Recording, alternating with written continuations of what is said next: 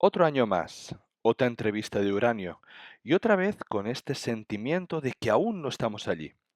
Un sentimiento negativo, completamente irracional, ya que la tesis la acompaña, la tesis se cumple. Un puzzle donde todas las piezas van encajando. Otro bull run, esta vez que hemos pasado los $100.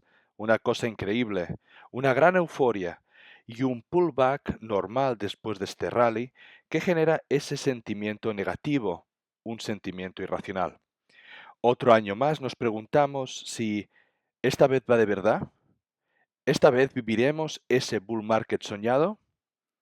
A veces parece que vivimos el día de la marmota. Acompáñame en este update de la tesis del uranio con nada más y nada menos que Rodrigo.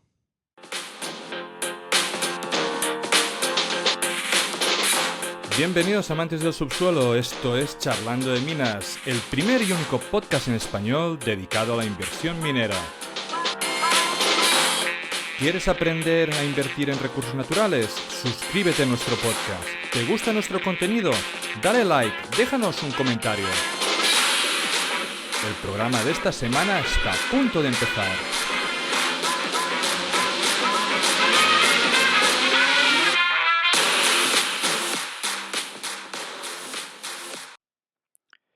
Nota para todos aquellos que escuchéis la entrevista.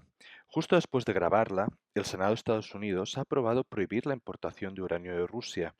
La ley tiene algunas cláusulas en que en determinados casos podrán comprarlo. Y seguro que el uranio ruso puede ser blanqueado a través de la India o China. Pero al final es un poco más de leño al fuego y puede provocar una aceleración de contratación de los contratos a largo plazo por parte de las eléctricas, ya que no hay mucha oferta disponible. Con todo esto, os dejo con la interesante entrevista sobre el estado actual de la tesis del uranio. Bienvenidos a Charlando de Minas, el único podcast en español dedicado a la inversión minera y en materias primas. Y hoy hacía mucho tiempo que no tocábamos el uranio y quién mejor para poder tener una charla y discutir sobre el update que Rodrigo, probablemente la persona que empecé en español a hablar de uranio y que siguió mes tras mes pudiéndose hacer un poco un update y seguir la tesis y conocerla como nadie. Así que doy la bienvenida de vuelta, Rodrigo. Rodrigo, ¿cómo estás? Todo muy bien, muchísimas gracias por invitarme, Amadeu. No, el placer es nuestro, siempre poder tener a las personas que más saben de estos sectores de materias primas. No somos tantos al final y poder tener una conversación y hablar sobre las inversiones y lo que nos gusta, pues siempre es de agradecer. Y en este caso el uranio al final es un nicho pequeño, no somos tantos los locos que estamos aquí siguiendo esto. Entonces, tenerte a alguien como tú es un verdadero placer. Si hablamos del uranio, ¿no? Hace más o menos un año que viniste al programa, allí estábamos hablando del anterior bull market del uranio que tenía pues diferentes bull runs con sus pullbacks que estábamos, nos encontramos en un momento en que este año han pasado muchas cosas, ¿no? Hemos tenido un bull market de precio de spot muy largo, muy recorrido. Hemos sobrepasado los $100 la onza para ahora volver sobre los 80 y algo. Así que la pregunta así inicial es, ¿cómo has visto todo este año desde la última entrevista? ¿Cómo has estado viviendo este bull run sobrepasando los 100, cosa que puede que no nos pensamos que llegaría tan pronto? Y cómo ves actualmente la tesis y el mercado? Perfecto. Mira, creo que recordar que fue justo en abril también, ¿no? La charla, la última que hicimos, Sí, ¿no, abril, Amadeu? mayo, algo así, Vale. sí. Bueno, pues sí, el que lo vuelva a escuchar, yo estaba en ese momento muy alcista con el precio del uranio, a pesar de que el sentimiento era muy negativo. Sobre todo en la comunidad Mucho. inversora y en Twitter, bueno, pensábamos, mucha gente se está preguntando a ver si la tesis es tan buena, ¿no? Los modelos de oferta y demanda son los que son, las buenas noticias em, de países, de reinicios de reactores, extensiones de vida, ¿por qué lo está haciendo mal el mercado, ¿no? ¿Por qué lo está Ujú. haciendo mal la bolsa? Bueno, al final las bolsas son mecanismos de expectativas y, y son máquinas de predecir un poquito el futuro. En ese Claro. momento, claro, nosotros podemos estar viendo una situación, yo como inversor, ¿no? Pero si los actores no se están poniendo a la labor, el precio va a estar No, deprimido porque tenemos que tener en cuenta que, como ya he dicho muchas más veces, las eléctricas son como elefantes. Elefantes son, son empresas muy lentas, no toman decisiones para hoy y para mañana porque ellos tienen pues claro, periodos de decisión larguísimos. Estamos hablando que hay hace tiempo la minera ucraniana Energoatom firmó un contrato hasta 2030. Estamos hablando que hacen contratos de 6, 7, 8. Incluso las japonesas hacían contratos de 10 a 12 años. El además, año ah, sí, perdona que te interrumpa un poco, pero el año pasado, estábamos además discutiendo de que, y ya hacía como un año o así, ¿no? Si no me acuerdo, que había entrado todo Sprott, entonces había ese sentimiento tan positivo que, el precio spot subió hasta los 60 y algo de forma artificial, y todo el mundo se subió las mineras a último momento por el FOMO, y la gente compró caro a último momento, y entonces había ese sentimiento, ¿no? De gente de, ¿cómo puede ser? Aquí se ha metido Sprott, hay mucha gente pumpeando, está todo, y el precio ha bajado un poco, lo que fuera, y las mineras se han desplomado y todo el mundo estaba casi desesperado, ¿no? claro, claro, ahí esto es como una hoguera, ¿no? Que hay un fuego que se está encendiendo, ¿no? Hay una pequeña hoguera y de repente llega una persona y le empieza a echar gasolina a la hoguera. Entonces Mm, todo el mundo empieza a alucinar de que la hoguera, mira cómo arde. Y en el momento que para de echar gasolina, ¿no? Pues el fuego baja. Pues es un poquito lo que hizo Sput en ese momento, al comprar tantos millones de libras de uranio, pues claro, provoca un alza del precio, pero la tesis del uranio nunca estuvo basada en Sput iba a comprar tantos millones de libras de uranio, sino en que aquí hay un problema de oferta, hay una demanda creciente, de que antes había una expectativa de cierres de reactores y ahora no hay esa perspectiva. Em, Al final los mercados, sobre todo un mercado tan volátil como es el mercado del uranio, y volátil porque tiene una capitalización baja, entonces los movimientos son exacerbados.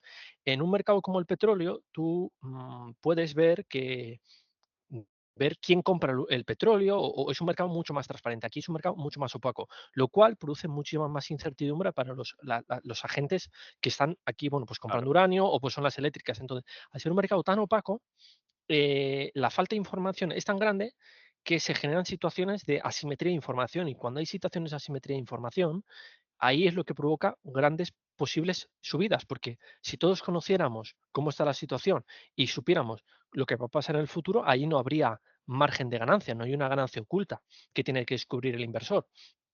Entonces, yo lo que veo, pues el año pasado comentamos, no, yo soy muy alcista con el precio del uranio, sobre todo después de esta caída, porque estoy viendo un suelo en 45.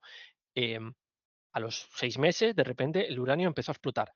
¿Por qué? Porque sabemos por los gráficos de las eléctricas americanas y también europeas que las necesidades de contratación de uranio a largo plazo a partir de 2024 empiezan a bajar. En 2024 no son acuciantes, no son peligrosas, pero a partir de 2025, 2026, 2027, ya en 2027 es eh, que tienen contratado un 15% y después en 28 no tienen nada o prácticamente. Entonces, inevitablemente el precio tenía que subir y eso es lo que hemos visto. En todo mercado nunca ajusta al precio del punto muerto, ¿no? El precio en el que las mineras no pierden dinero. Siempre ajusta a la baja, por debajo, lo que pasó anteriormente. ¿Y ahora qué ha pasado? Pues que ha habido un movimiento muy alcista, pero aún así, ¿qué estamos viendo? Estamos viendo una situación que es muy curiosa, que a pesar de que el uranio haya tocado 115, ha vuelto a bajar porque es normal, porque cuando empieza a subir mucho una cosa, un producto que hacen los traders o los brokers de esa materia prima, retienen el claro. inventario porque en un momento alcista, ¿qué haces? No, no, voy a empezar a esperar un poquito porque yo lo que estoy notando con esa subida tan rápida del uranio, que lo que el mercado es muy fino, no hay casi material, por lo tanto, yo voy a aprovecharme reteniendo material. Pero claro, cuando ya toca 115 hay un montón de agentes que quieren vender, ¿no? Pero tampoco hay una cantidad excesiva de material. También hay que decir que muchas eléctricas no están tomando decisiones. Lo que están viendo es que no se creen esto ellos, de hecho, le he escuchado a una persona, a Dustin Garrow, que es lleva toda la vida en el sector del ciclo de combustible, decir que hubo eléctricas que han dicho que ellos no ven la necesidad de pagar más de $60 la libra. Entonces, ¿qué veo yo? Que al igual que cuando entró Sput subió hasta 60 desde los 20 y pico, luego bajó a 45, es un momento de reposar, un momento en el que baja a 115 y luego baja a 80, y yo creo que a partir de ahora el precio del uranio, sobre todo en 2024, que es la fecha que yo había previsto en el pasado, en 2024 va a haber un buen año de contratación. 2025 va a ser un año, creo que bastante loco de contratación, y veremos precios sostenidos de la materia prima entre los 120 hasta los $250 la libra, en un plazo de entre 2 a 3 años. Eso es lo que yo creo que va a suceder en el futuro. Porque ya se está empezando a hacer contrataciones a largo plazo, ¿o no? Hay los datos que han salido, la contratación no es un nivel que podríamos decir que recuerde a los números del 2005-2006. No, todavía la contratación está bastante parada. ¿Y por qué y otro dato que nos dice que la contratación está parada? Proyectos nuevos en minería, lo que se dice en inglés, ¿no? Greenfields, Ujú, no se va a abrir prácticamente ningún proyecto. Está un proyecto de Global Atomic, la mina de ujú. Dasa, en Níger, pero que es el único que en teoría va a producir, pero tampoco tenemos la certeza absoluta de que vaya a producir en el tiempo, con todos los problemas geopolíticos que luego los Claro. podemos comentar, de Sí, Estados sí. Unidos, Rusia, ¿no? Pero es el único en el mundo, el único proyecto de nueva mina es Dasa de Global Atomic. Luego, este año se van a reiniciar varias minas, que es la de MacArthur River, ¿no? Se reinició, Ujú. la de Boss Resources de Honeymoon y Hambridge Langer de Paladin, creo que se dice así, que Mm, tiene un nombre ya alemán raro. Son las sí. únicas 3 minas que se han reabierto en el mundo. Y bueno, y un proyecto de Encore Rosita, Alta Mesa, en Estados Unidos. Pero la cantidad de uranio, a pesar de tener el uranio tocando los 115 hace poco, no se van a reabrir muchas más minas. Entonces, Eh, estamos viendo cómo poner oferta en funcionamiento tarda mucho más de lo esperado, que no es tan fácil como coger, abrir el grifo y que fluya el uranio. No, sí, Eh, sí, ya se decía, lo hemos hablado muchas veces en el programa. Ah, empezar una mina desde cero pueden ser 10, 15 años. Desde que se funda o tienes el dinero como para crearla, pues pueden pasar 2, 3 años hasta que realmente empieza a producir. Pero reactivar una mina, que la gente cree que esto es, pues, abrir la compuerta y eso empezar a producir, puede estar 1 o 2 años perfectamente para volver a reabrir y poner en funcionamiento. Entonces, toda esa oferta que puede llegar o que todo el mundo prevé que es tan fácil tenerla, va a tardar. No es algo que de hoy a mañana ya van a empezar a sumar libras de uranio. es totalmente así como tú dices. Y, y cuando hay esta volatilidad del precio 115, 80, aquí hay como ¿qué te está diciendo los precios? Hay eléctricas que dicen, esto no me lo creo. Esto puede ser porque haya gente que esté comprando uranio o yo creo que va a haber oferta futura. Entonces dicen, yo no hago contratos a largo plazo porque llevo mal acostumbrada los últimos 6, 8, 9 años desde Fukushima, que ha habido uranio barato, abundante, en el que yo no he tenido que firmar una contratación a largo plazo, es decir, yo me comprometo como eléctrica a comprarte uranio durante los próximos 8 años, X cantidad, con unas condiciones, ¿no? Sino que ellos iban al mercado de los traders y ellos hacían el carry trade del material y ellos simplemente hacían un contrato de menos corto plazo, y cuando necesitaban algo de uranio, pues iban al spot. Y como Muy bien. no pasaba nada. ¿Qué estamos viendo? Que si las eléctricas no firman contratos a largo plazo con una minera, esa minera no puede ir al banco.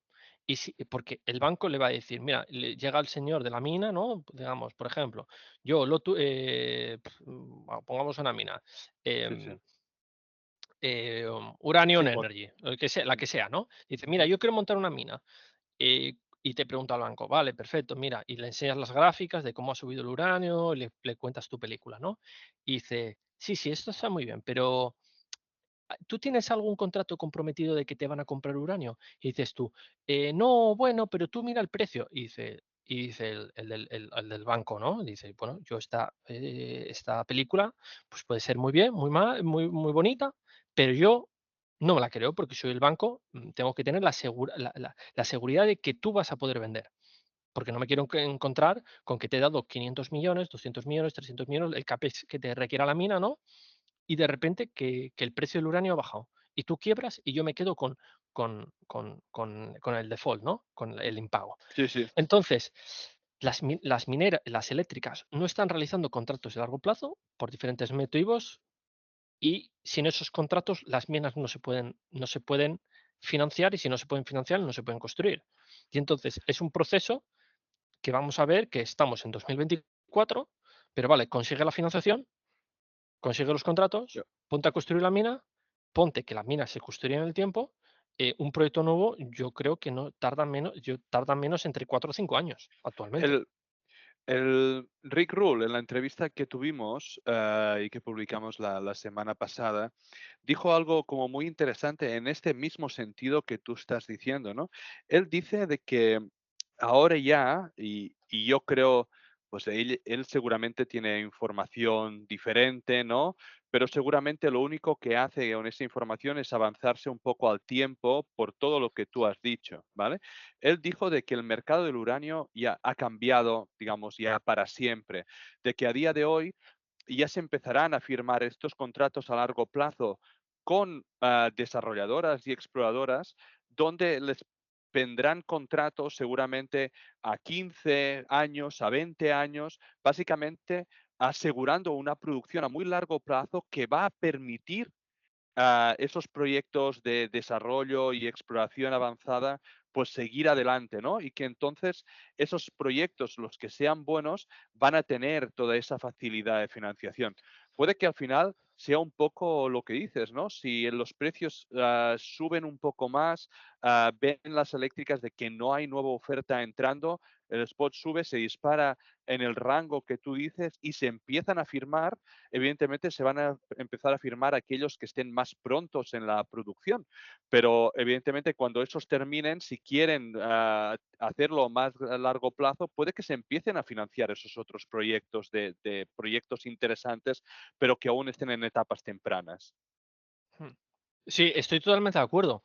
Estoy de acuerdo en que estos proyectos hay ciertas minas que se van a construir, la mayoría de los que tienen una mina no van a producir, pero hay 3, 4, 5 minas que sí van a entrar en producción en el futuro, ¿no?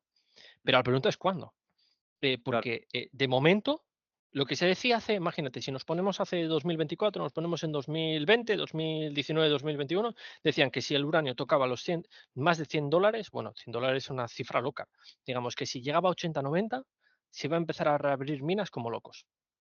Pero eso no es la situación, porque aun a que el precio ha tocado los 115, no está habiendo esos, esos nuevos proyectos con la celeridad que se necesitaría. Por lo tanto, en cuanto el uranio, que yo creo que no va a bajar de 80, creo que es un mm, precio ya suelo para la siguiente pata alcista.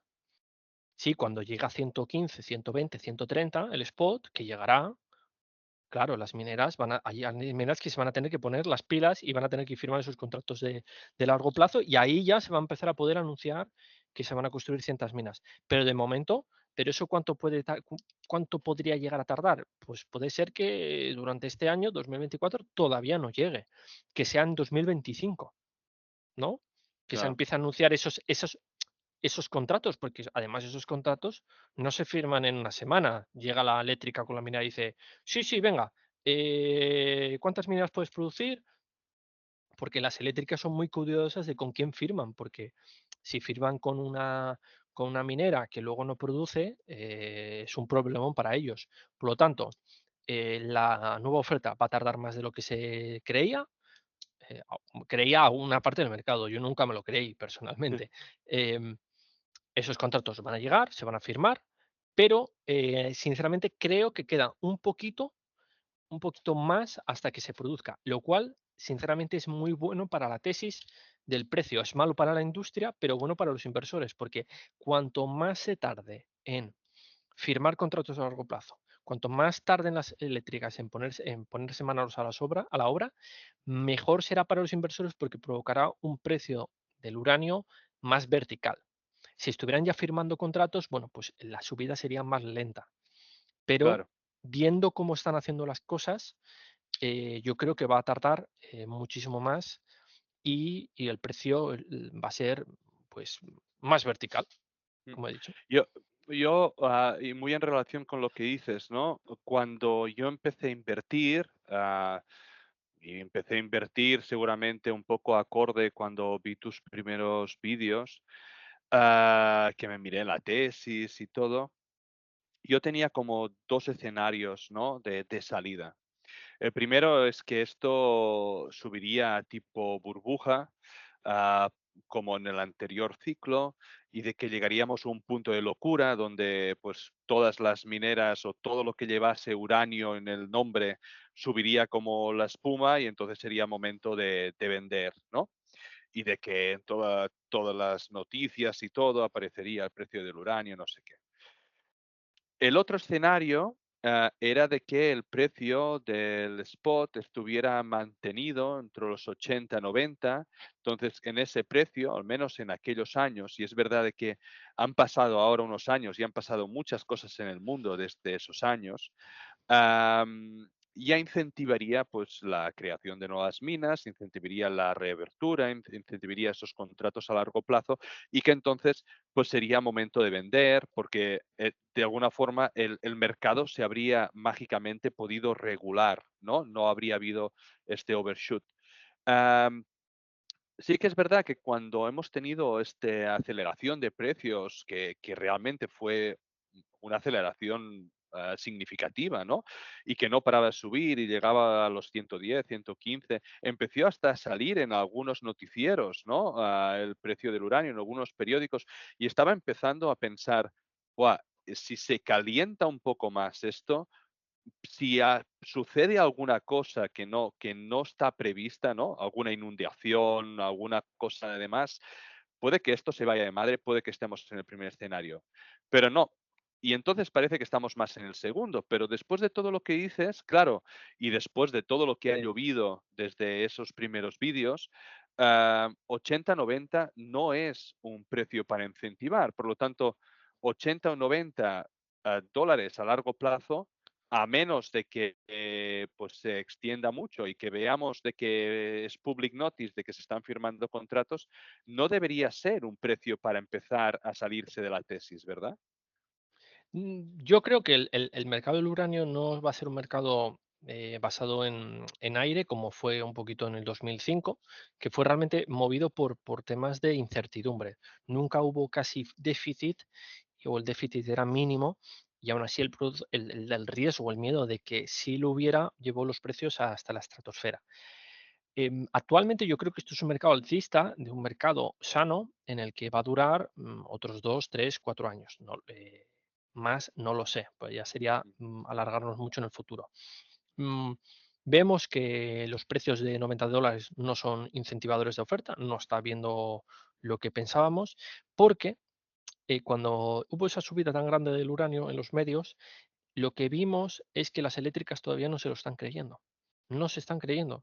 No está habiendo una que en marzo o en abril, bueno, en abril todavía no se puede publicar, pero en marzo o en febrero se haya publicado que de repente la contratación a largo plazo se ha disparado. No, todavía están las eléctricas paradas. Esto, la única manera de que el precio siga subiendo de forma sostenible es que las eléctricas contraten a largo plazo sus necesidades futuras de uranio. Hasta que no hagan eso, el precio seguirá subiendo o quedará un poquito estancado.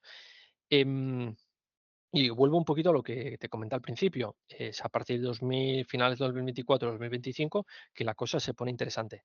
Y esto será una cosa que, aunque yo sí que preveo, puedo pensar que se pueda producir una subida en parabólico, ¿no? Del precio, pero creo sinceramente que el uranio, por las subidas de precios de las minas, ¿no? Del oil, de los AIX de las minas, pues pues esté más o menos en 100, 110 y creo que va a ser un precio habitual para para las eléctricas y creo que se van a tener que acostumbrar.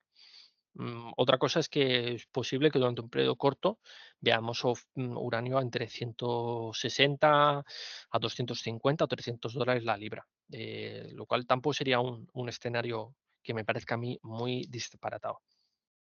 Bueno, es un escenario, digamos, muy parecido que cuando estaba a 50, de forma más o menos sostenida, se fuera a los 110 Exacto, y se exacto. fue. Y ahora está de forma sostenida a los 90, 80, 90 y, y si no se firma nada y hay otro calentón, pues se puede ir para arriba otra vez. Totalmente, de hecho, es lo que yo creo que va a pasar. Al final, bueno, esto no es un mercado que las cosas se muevan todo lo rápido que quizá el inversor medio piense, porque al final, cuando se produjo ese mercado alcista del uranio en 2000, antes del 2008, duró años. No fue una cosa que se produjera de un mes a otro. Al final hay que tomar un poquito la perspectiva a largo plazo y ver que esto es una historia de oferta y demanda. Y hasta que y el consumo de uranio no para de aumentar por todas las noticias positivas que Mm. hay. De Hemos hecho, por ejemplo, comentado un poco la oferta, ¿no? Si quieres, podemos terminar un poco con la oferta, porque creo que hay evidentemente, y entraremos en el factor de geopolítica, pero sin entrar mucho en geopolítica, si quieres hablar un poco más de cómo termina la oferta y después hablamos un poco de la demanda, de cómo está aumentando. perfecto. Mira, te quería comentar antes una cosa, que Sí. hasta 2040 las eléctricas tienen sin contratar 1,5 1.500 millones de libras, de entre 1.500 millones de libras a 2.300 millones de libras de uranio, sin contratar. Es decir, que hasta 2040 se va a tener que contratar 2.300 mil millones de 2.300 millones de libras de uranio. Entonces, una cantidad abrumante, porque tenemos que tener en cuenta que Kazatomprom produce al año 40 millones. Esto es una historia que no va a parar. Ahora lo vamos a comentar con la demanda, por qué no para de aumentar y va a ser complicado, salvo que veamos precios altos del uranio, poner en marcha toda la minería y además luego toda la exploración que se necesita para satisfacer la demanda futura de uranio. Entonces, me decías de tema de oferta, ¿no? O de Ujú. demanda. Bueno, hemos estado hablando bastante de la oferta, que hemos visto que no había, ¿no? Que no había entrada nueva, pero no sé cómo las mineras que están produciendo lo han hecho, si, digamos, conseguido incrementar un poco año a año las libras o si estamos estancados de alguna forma y luego pasamos a la demanda con todos los reactores que van a entrar. Vale, perfecto. Mira, pues primero vamos a hablar con el jugador más importante, ¿no? Que es Sí. Kazatomprom. En 2023 hubo un fallo de producción del 4,5% de su producción anual, ¿vale? Es decir, más o menos producen entre, ahora de memoria, 40 millones de libras, ¿no? O 50, ¿vale? Entonces, el guidance o las directrices de producción bajaron casi un 5%. Es decir, que debieron de producir pues alrededor como unas 3 o 4 millones de libras menos de lo que iban a producir, ¿vale? Luego, en 2024 ellos tenían previsto que iban a tener una producción de 20, lo tengo aquí apuntado, 24.000 toneladas de uranio y bueno, pues esa oferta se va a rebajar por problemas que ahora los voy a comentar, un 14%. Es decir, se preveía que iba a producir se iba a producir, imagínate, 24 y ahora va a producir 14 menos, 14% menos. Eso en números, hablando en libras, que normalmente es la métrica que se habla para las mineras, ¿no? A veces hablan toneladas, a veces en libras, dependiendo. Son casi 10 millones de libras menos de uranio que va a producir Kazatomprom.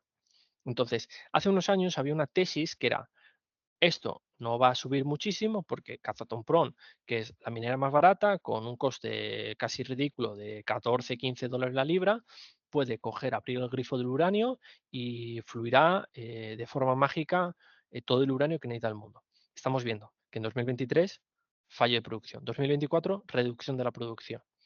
Entonces, eso es, y ese es el mayor jugador. ¿Y qué problemas está teniendo Kazatomprom? Sobre todo por su tipo de minería, ellos necesitan mucho un ácido sulfúrico.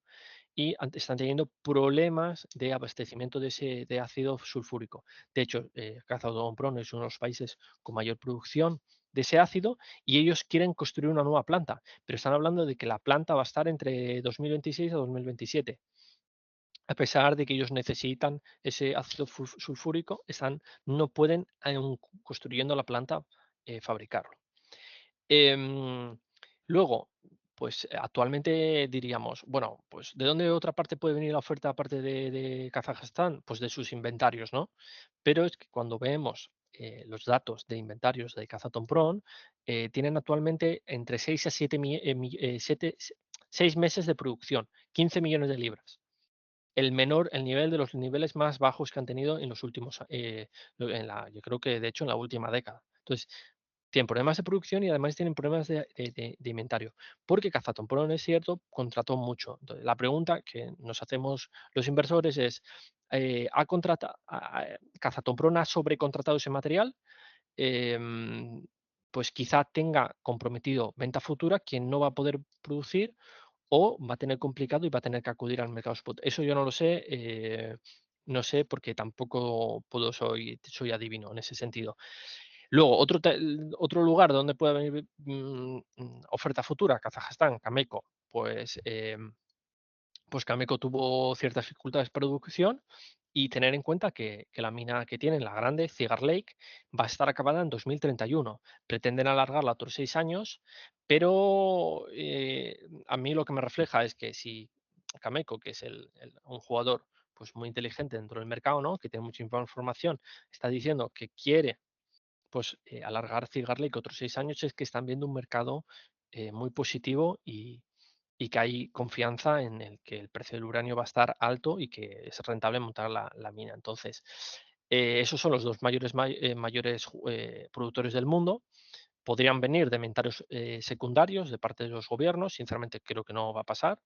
De hecho, hay gente que está comentando que quizá pues, Estados Unidos acumule aún más uranio para temas de armas nucleares con lo que está pasando, ¿no? Y Claro. China y Rusia también, que es otro tema que bueno, podía salir material de uranio enriquecido por parte de los stocks de militares de los gobiernos, pero yo creo que con la situación que se está dando ahora aunque sería meterme en otro jardín, bueno, creo que Rusia va a ganar la guerra y que Ucrania va a perder. Esto no quiere decir que yo esté con Rusia o esté con Ucrania. Yo no estoy, de forma pública no estoy con nadie, pero creo que va a perder la guerra y entonces, cuando pierda ¿Y la la va a guerra, perder porque va a ganar Trump las elecciones y lo van a dejar o porque viene una crisis y no van a poder seguir aportando dinero? Porque creo que industrialmente Rusia, en material masivo de guerra, de munición, supera a la OTAN. Es lo que está saliendo en las noticias. Claro, hay mucha desinformación con este tema, ¿no? Sí, Pero sí, yo sí. sí que me creo que Rusia, es que demográficamente y industrialmente en tema de armamento están por encima de la OTAN, sobre todo con temas de armas, porque la OTAN tiene armas muy sofisticadas, pero esto no es una guerra como llegaron a Irak y en un mes conquistaron el país, es una guerra industrial. Entonces aquí gana quien pone más balas y tanques y material en el campo de batalla y al Mm, final está demostrando Rusia que tiene más capacidad porque el material europeo y americano es muy caro y no está diseñado la táctica de la OTAN para hacer guerras de desgaste como tiene la doctrina soviética. Pero bueno, entonces creo que va a ganar Rusia y eso pues quizá provoque que esos inventarios de uranio enriquecido pues no, ya me extrañaría muchísimo que iban a salir sin un terno de guerra y más perdiendo la guerra, viendo que los conflictos militares no son cosa del pasado y quizá China pues comprando aún más material, ¿no? claro, Entonces, esa situación pues geopolítica también es positiva para el precio del uranio porque hace que los stocks no salgan, que se retengan, ¿no? Porque son tanto importantes en un tema de seguridad de suministro de energía como seguridad nacional. y se ha Mm, vetado, ¿no? Creo que también en Estados Unidos el uranio ruso, ¿no? En principio.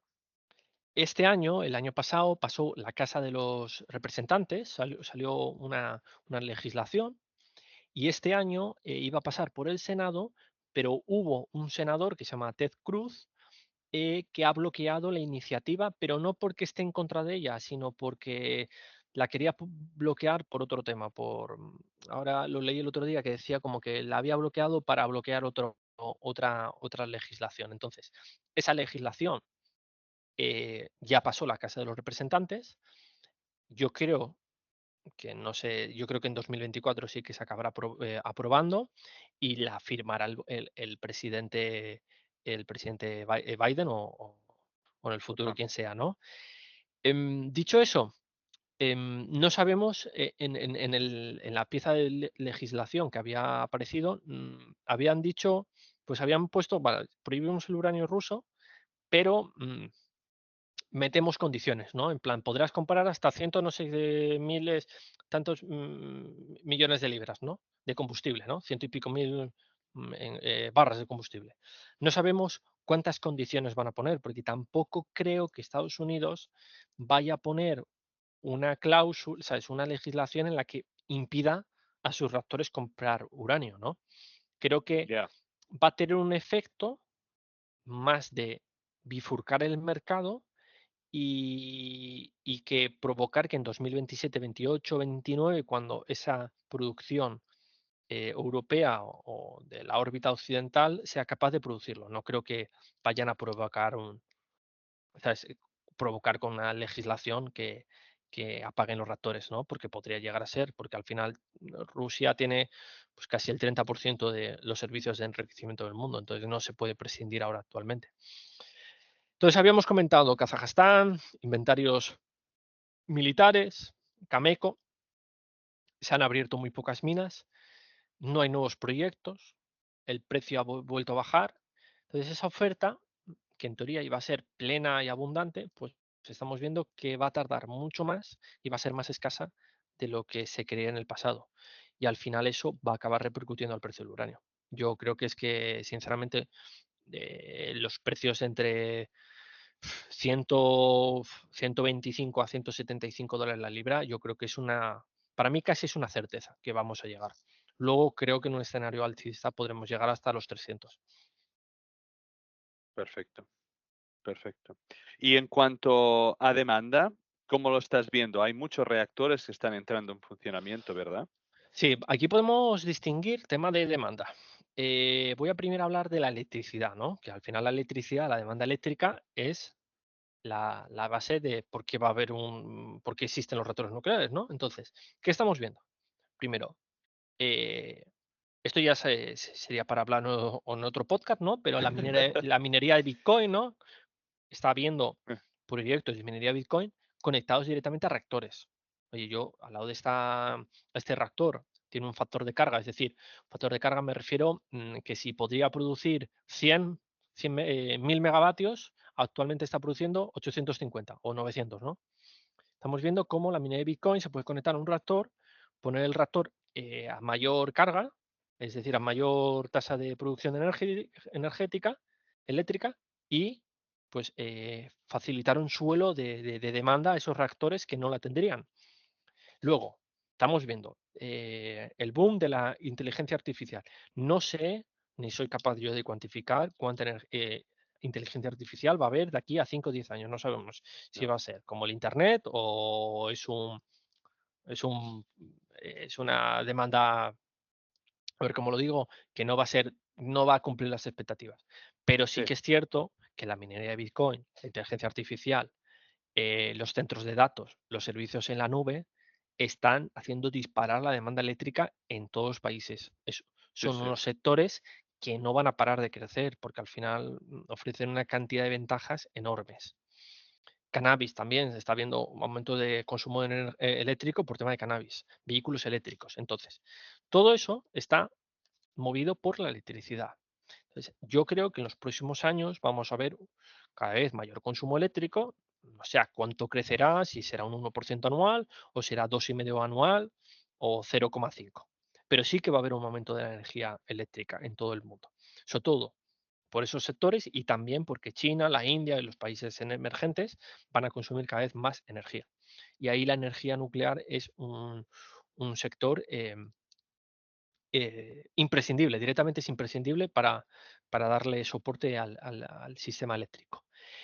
Tema luego, extensiones de vida. ¿De dónde podría venir por qué se van a mantener esos reactores? Por toda esta demanda eléctrica brutal y esta no diría infrainversión, sino mala inversión en sectores de la energía renovable que provocan que las redes eléctricas sean débiles. Por lo tanto, todas esas malas decisiones en el pasado están afectando a la estabilidad de la red eléctrica, que es muy compleja.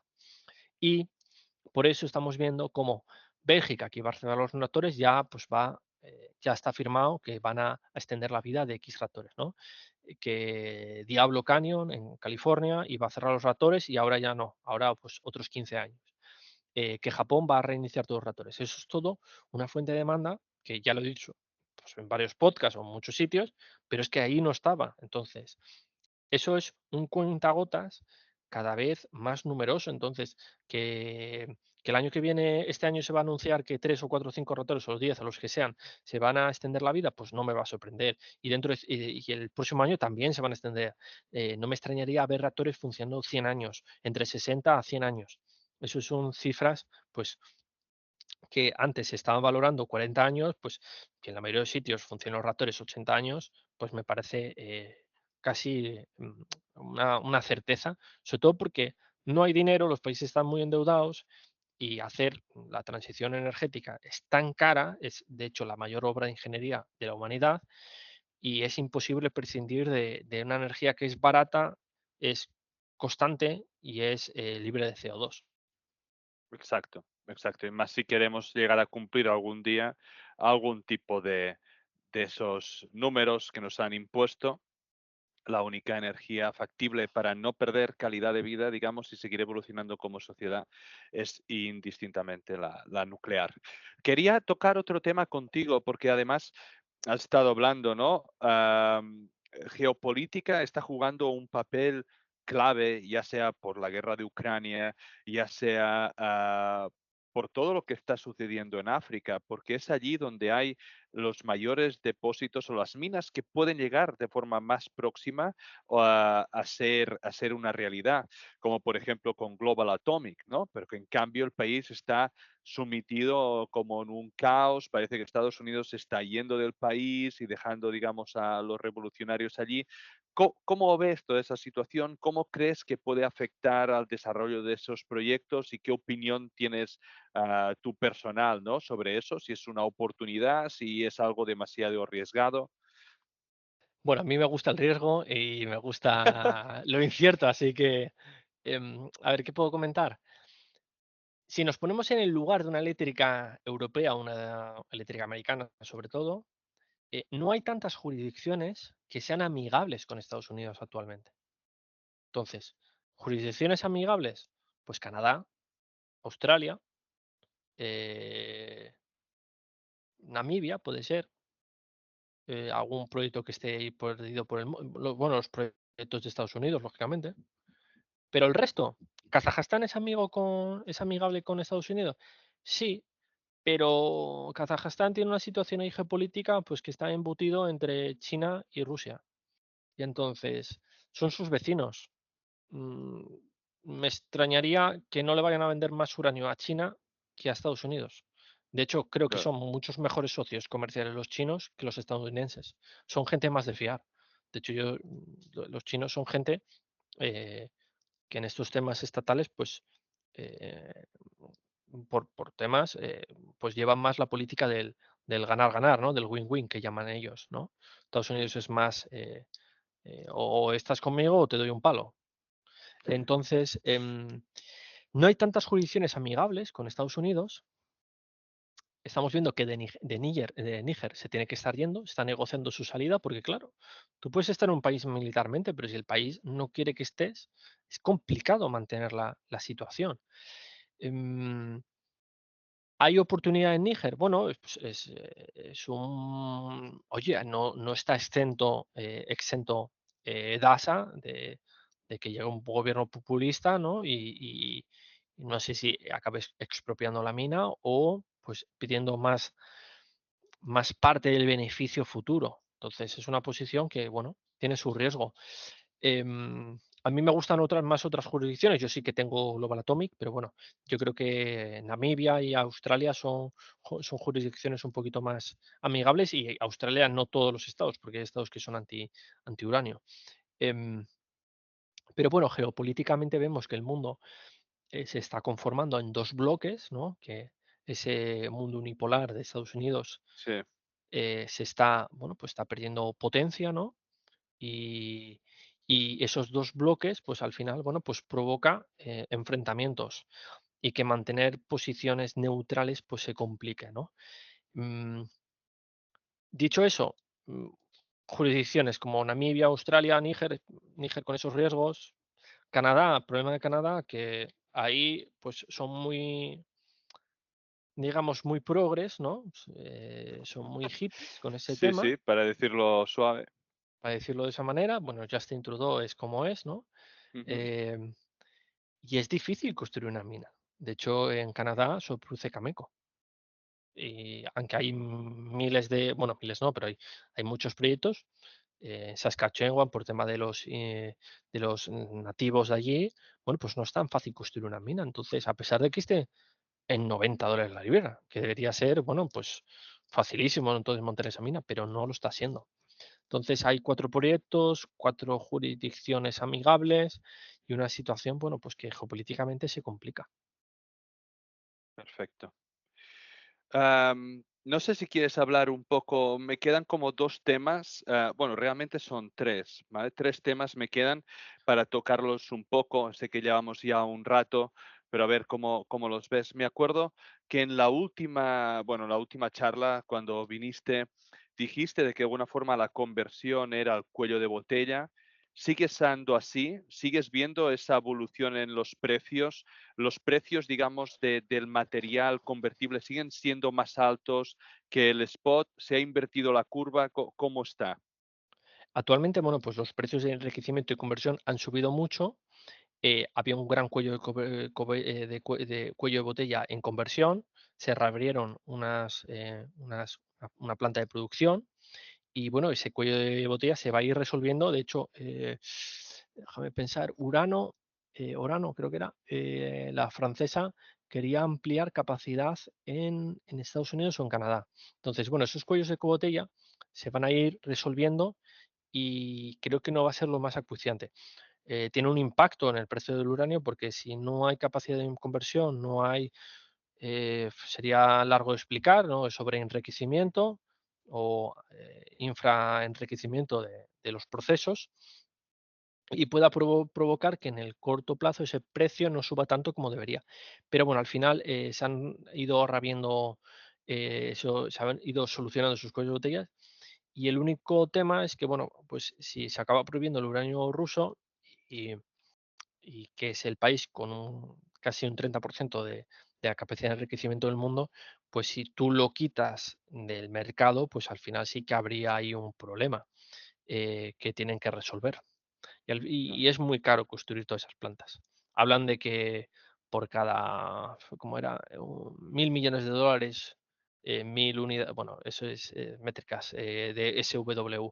Pero bueno, no hay, se ha ido resolviendo el cuello de botella, y se va a acabar resolviendo. perfecto. ¿Cómo ves el rol a partir de ahora del spot y de los demás ETFs físicos que han ido saliendo? Mira, pues el año pasado Sput quiso meter una cláusula de remisión, ¿cómo se dice en español? Capacidad de que te devuelvan el uranio, porque lo que hace Sput es acumular uranio físico en uno de los almacenes, sea de Cameco o por ahí, ¿no? Y que tú pudieras coger las acciones, decir, oye, te doy esta acción, destrúyela y que me des el uranio. Eso es lo que querían hacer. Al final, pues los inversores no quisieron. Al final, de momento, hace tiempo, Sput se le denegó la entrada en el mercado americano, en el NYSE, Ujú. o no, se le impidió que Eh, comprara tantas millones de libras de uranio. Se le puso un límite a esas millones de libras. Pero al final, de memoria, creo que eran como 10 o 15 millones de libras, lo cual, sinceramente, creo que es una barbaridad en un año, porque si multiplicamos, imagínate, si multiplicáramos en el futuro 120 por 10 millones, eso sale como 1.500 millones de euros, o 1.200, ¿no? mil Sí, doscientos millones de dólares, que es muchísimo dinero, ¿eh? ¿Sabes? Me sí, refiero. sí, sí, sí, Entonces, sí. la limitación esa de Sput es una limitación, sí, pero hombre, que te entren 1.200 millones de euros para comprar en uranio físico, pues ya es una cantidad respetable. Entonces, es una limitación y no es una limitación. Mm, ¿Veremos a ese Sput que el gobierno obligue a que dé de su uranio? Bueno, podría ser, la verdad. En una situación de locura financiera, ¿no? De uranio yéndose a 300, podría llegar a ser. Pero bueno, no creo ¿Tú, que lo hagan antes de que el uranio esté muy alto, ¿eh? tú lo ves como un buen vehículo de inversión para aquellos que quieren tener cierta exposición, pero que no quieren estar puede, en las mineras? Sí, sí, sí, si tú quieres una exposición pura al uranio únicamente, sin riesgo de la minera, pues Sput es una opción muy buena, que de hecho creo que lo va a hacer bastante bien. De hecho, que se haga un 100% desde aquí, pues sería posible, la verdad. Muy bien. Y ya simplemente para terminar, que es lo último, sé que hemos hablado de oferta, sé que hemos hablado de demanda, está todo muy claro, pero año a año, y puedes hasta prever, ¿cómo ves los inventarios? ¿Están bajando respecto al año pasado? ¿La previsión es que sigan a la baja? Inventarios, ahí tendremos que hablar de 2 tipos de inventarios, ¿no? Los inventarios de las eléctricas, los inventarios estatales, bueno, serían 3, y los inventarios de las mineras, ¿no? Sí, Entonces, empiezo con las mineras, que ya lo hemos tocado. Cameco, bueno, Kazatomprom tiene el inventario menor de los últimos años, 15 millones. Con aumento que antes no lo dije, pero le aumentó mucho los costes de producción. Subieron de $26 la libra, de $21 la libra a 27. Eso es lo que prevén este año, que ya no es un productor tan barato, son 27, y no me extrañaría que suban a 30. Entonces, bueno, eso sin tener en cuenta el coste de exploración y todos los costes. Luego, vemos que hay ciertas mineras que tienen uranio físico almacenado y no me extrañaría, como ya ha pasado, que digan, vayan al banco y digan, mira, yo tengo tantas millones de libras, o las vendo para conseguir efectivo y financio con eso la mina. Entonces, eso sí que podría ser una pequeña fuente de uranio, pero tampoco hay tantísimo, tampoco tienen tantísimo las mineras. Luego, eléctricas. Si el precio continúa subiendo, las eléctricas no van a vender el material, porque lo que significaría es que en un entorno de precios altos, lo que es, hay inseguridad en el suministro. Y luego, lo que hemos tocado geopolíticamente, me extrañaría que los países ahora vendan su fuente de, ¿sabes? Su stock de uranio. Por lo tanto, mm, yo creo que en el entorno de subidas de precio, como está ocurriendo, va a llegar poco uranio de los inventarios, sino que todo lo contrario, sino que se va a retener, se va a almacenar. perfecto, perfecto. Pues creo que hemos tocado, básicamente hemos hecho un gran update bajo mi punto de vista. Hemos tocado cómo estaba la situación hace un año, hemos tocado cómo está la situación ahora. ah, la diferente visión, ¿no? Que de alguna forma nos da el tiempo y nos da la evolución de las cosas. Hemos tocado oferta y demanda, hemos tocado inventarios, geopolítica, diferentes acciones. Y puede que como último, lo que te voy a pedir, puedes, si nos das, por ejemplo, aquí nunca recomendamos, ¿eh? Y esto no es una recomendación ni nada por el estilo, y todo el mundo que sigue este podcast sabe de que los motivos son educativos, pero sí que traemos a empresas, porque lo que nos gusta es mirar, ¿no? Poder estudiar, Sí, poder sí, ver sí. diferentes casos. Entonces, dime a día de hoy, ¿no? Aquel que acaba de despertar del coma, salir de la cueva, 3 acciones que debería mirar, ¿no? Que deberías tener en cuenta, ¿no? Si quiere estar jugando el rol. Y puedes hasta decir ah, diferentes diferentes riesgos, diferentes, con una pequeña explicación de lo que tú nos quieras contar, pero te voy a pedir tres. Vale, primero punto, no soy asesor financiero, esto no constituye un consejo de inversión, sobre todo para quitarme problemas en el futuro, ¿no? Sí, sí, sí, sí, sí. Y así que si tomáis una decisión, no es mi responsabilidad, lo estaréis tomando bajo vuestra responsabilidad y tenéis el deber como inversores de hacer vuestro propio estudio. Entonces, dicho eso, bueno, yo siempre he sido muy claro con mis posiciones más favoritas. Eh, a mí me gusta menos recomendar cuando sube, como está ahora, los precios, que Ujú. cuando estaban bajos. El año Está pasado claro. me sentía mucho más cómodo recomendando que ahora, porque lógicamente, bueno, pues el Bueno, año por pasado estuve viendo. suerte, por suerte este podcast no lo estamos haciendo cuando está a 115, sino que lo estamos haciendo en un Sí, pullback y exacto. realmente en los pullbacks, si tú crees en que la tesis va a seguir para adelante, es el momento ideal de comprar, porque estamos pensando de que estamos aquí hablando y todo pinta muy bien, pero puede que este pullback dure tiempo. Sí, sí, Acordaros del anterior pullback donde la gente compró, que lo hemos comentado, con el FOMO de Sprott, estuvimos un año y pico con las mineras completamente deprimidas. Por lo tanto, bueno, es un buen momento para la gente hacer un poco los deberes si no lo han hecho, ¿no? sí. Entonces, mira, empresas que a mí me gusta Denison Mines, me gusta Deep Yellow, me gusta Alligator, me gusta Global Atomic, a pesar del riesgo geopolítico que tiene, porque al final, bueno, cuando tiene riesgo geopolítico una cosa, cuando hay riesgo hay posible beneficio, también hay pérdida, ¿eh? Claro. Entonces, son acciones que me gustan mucho, luego me gusta mucho Lotus Resources. Ahora ya no me gusta tanto Boss Resources, porque lógicamente esa era una de mis favoritas, pero claro, con el rally que lleva, pues ya ahora tiene menos potencial. Em, Ahí, bueno, pues tenéis 4 o 5 ejemplos de empresas con más o menos riesgo. Claro, es que estoy viendo aquí Boss Resources que se ha hecho un por 10 desde que la compré.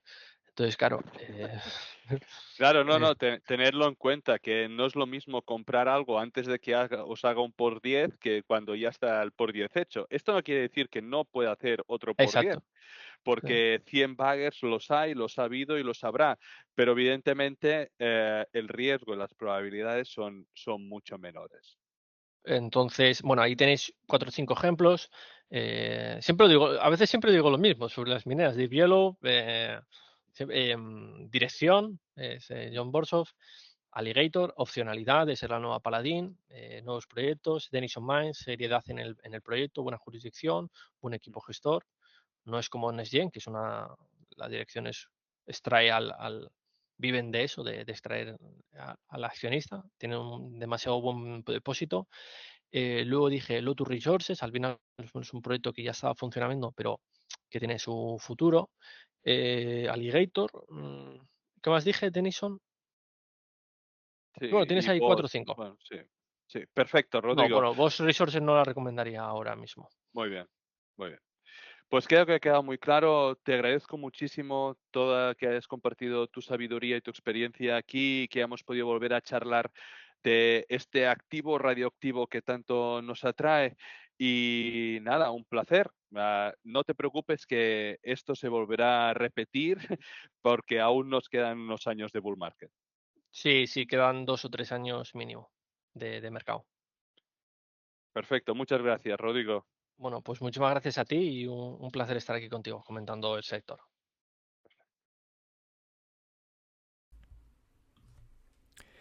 Descargo de responsabilidad.